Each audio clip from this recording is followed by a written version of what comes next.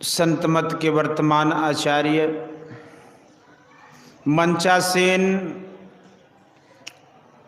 मुदमंगल में साधु चरण,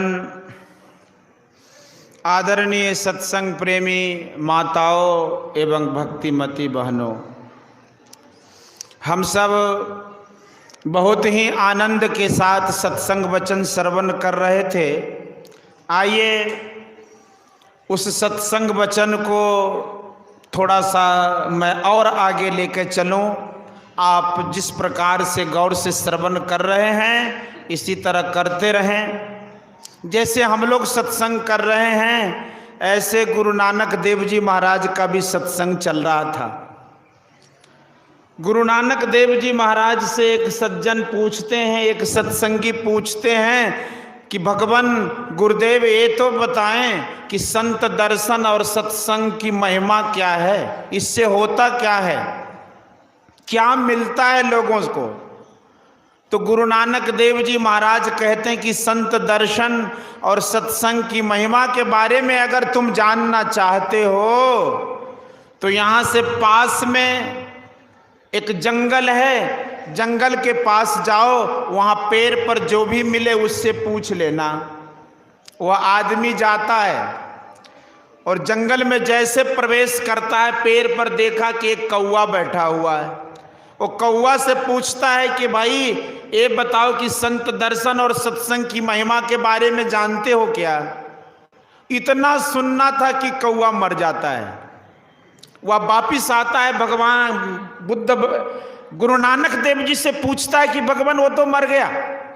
बोला अच्छा कोई बात नहीं, कल फिर जाना। दूसरे दिन फिर वह जाता है, देखता है कि पेड़ पर कौवा की जगह हंस बैठा हुआ है। वो पूछता है कि संत दर्शन और सत्संग की महिमा बताओगे क्या। इतना सुनना था कि हंस भी मर जाता है। वह वापिस आ जाता है, गुरु नानक देव जी के पास पूछता है कि गुरुदेव जिससे भी पूछा जाता है वो मर जाता है, बात क्या है, जवाब किससे मिलेगा। बोला कि अब जंगल नहीं जाना है, अब यहाँ पास में ही गौशाला है, गौशाला जाना है। वहाँ गाय अभी अभी बछड़ा का जन्म दिया, उससे पूछना। बोला कि भगवान मरवाओगे क्या। वो तो जंगल में कोई किसी ने कुछ नहीं कहा, लेकिन ये तो ग्वाला मिलेगा, गोपाल मिलेगा तो मारेगा। बोला नहीं नहीं जाओ। गया वो आदमी, एकांत देखा, अभी अभी गाय बच्चा दिया था। उससे पूछता है कि भाई संत दर्शन और सत्संग की महिमा के बारे में जानते हो क्या। इतना सुनना था कि वो गाय का बच्चा भी मर गया। वो डर के वहां से जल्दी जल्दी भाग के आया गुरु नानक देव जी के पास। बोला कि गुरुदेव ये क्या लीला है आपकी।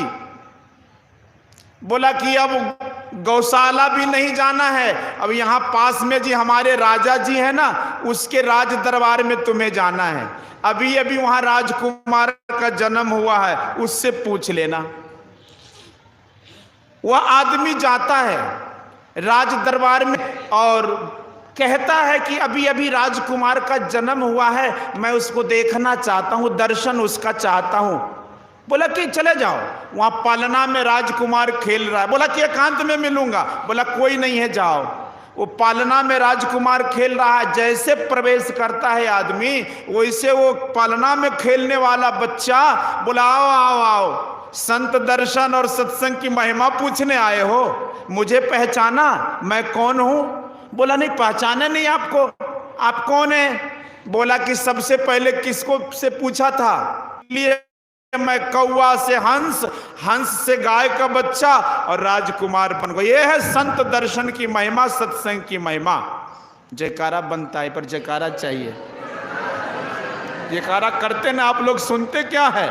इसलिए तो गोस्वामी तुलसीदास किसी ने प्रश्न किया कि नित प्रति दर्शन साधु के और साधुन के संग, तुलसी काहे वियोगते नहीं लागा हरि रंग। रोज रोज कुप्पा घाट में आके सत्संग करते हैं, साधु महात्मा का दर्शन करते हैं और हरि का रंग ही नहीं लगा।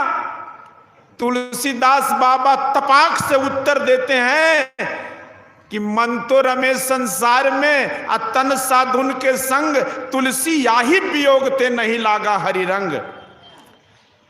सत्संग में शरीर बैठा है तो शरीर के साथ साथ मन को भी बैठाना पड़ेगा, तब पूरा पूरा लाभ। जैसा कि पाठ में सुने कि सुनि समझई जन मुदित मन मज्जहि अति अनुराग, तब लहहि चार फल।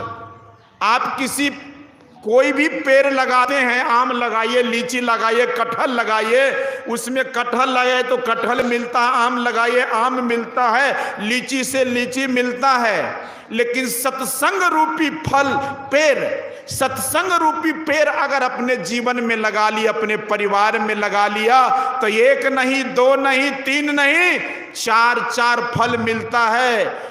अर्थ, धर्म, काम और मोक्ष, ये चार फल की प्राप्ति सत्संग से होती है। इसलिए सत्संग रूपी पेड़ अपने जीवन में, अपने परिवार में, अपने मोहल्ला में, अपने नगर में, अपने शहर में, अपने राज्य में, अपने देश में लगाना चाहिए।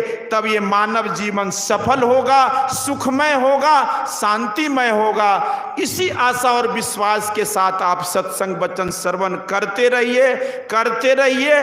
बस मैं अपनी वाणी को विराम दूंगा। बोलिए प्रेम से श्री सद्गुरु महाराज की जय।